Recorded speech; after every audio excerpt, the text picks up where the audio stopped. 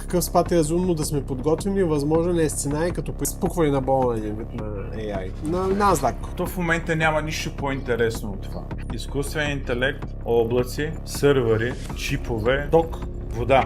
Всичко това нещо обслужва първа точка изкуствен интелект. То няма нищо по-интересно от това в момента и аз не знам защо трябва да се пука нещо, след като на пазара нямаме бум в здравеопазването, нали така? Нямаме бум в комуналните услуги, нямаме бум в асфалтирането на улиците, въпреки че трябва да имаме. Последните дни четох, че изкуственият интелект е започнал сам да се саморазработва. А хората, разработчици IT-та са били премахнати, той е започнал сам да се саморазвива. Казват в затворена, изолирана среда, но има слухове, че е пробил изолираната среда. Значи, моята мисъл е следната. Ако наистина изкуственият интелект успее да разкара цялото физическо присъствие и да пробие затворената среда и да почне да прави зулуми, тогава те ще трябва да го спрат. Те ще трябва да го шътдаунат.